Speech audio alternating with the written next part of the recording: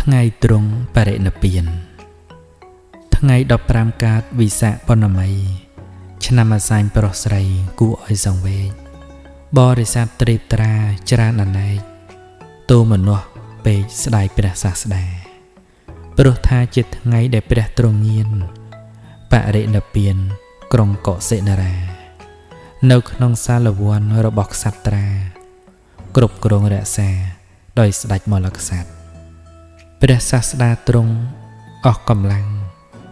សែនលហិតលហៃខ្លាំងស្ទើរតែសូន្យបាត់ទ្រង់បានចូលកាន់សាលវ័នមលក្សត្រមិនសូន្យមិនស្ងាត់ភិក្ខុនៃព្រះមានព្រះភិក្ខព្រះអង្គទ្រង់ផ្ទុំ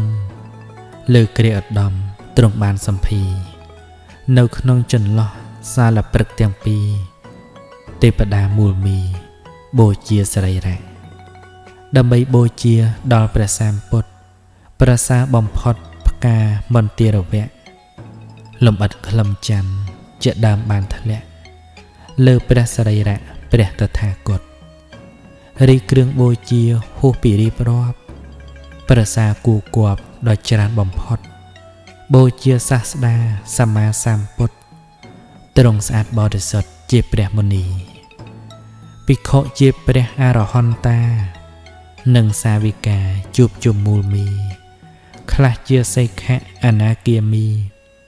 មកពីគ្រប់ទីតំបន់ផ្សេងសកតាគាមីសតាបណ្ណៈ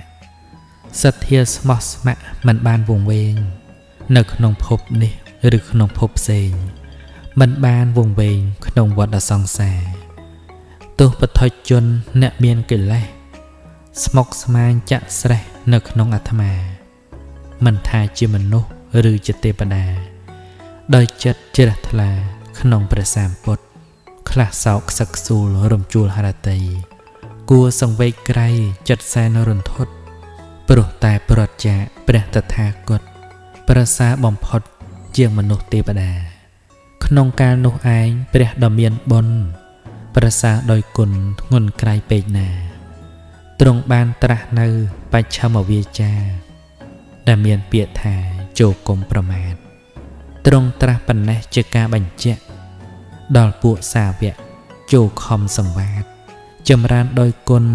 តាមពុទ្ធអូវាទចូលគុំប្រមាទក្នុងកិច្ចទាំងឡាយមុននឹងនិព្វានទ្រង់បានចូលឈានចំនួន2លាន4សែនកតផ្លាយទ្រង់មិនស្រណោះមិនបានសោកស្ដាយបរិស័ទទាំងឡាយធ្វើការបូជាព្រះមានព្រះភិក្ខបរិនិព្វានហេតុចម្លែកមានពេលដំណើរគ្នាក៏ក្រាកញាប់ញ័រផ្ទៃពុស្សធា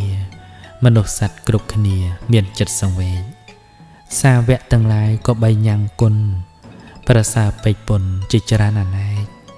ដើរតាមផ្លូវមគ្គកំនៅរេរែកញ៉ាំងគុណផ្លែកឲ្យសម្រេចហង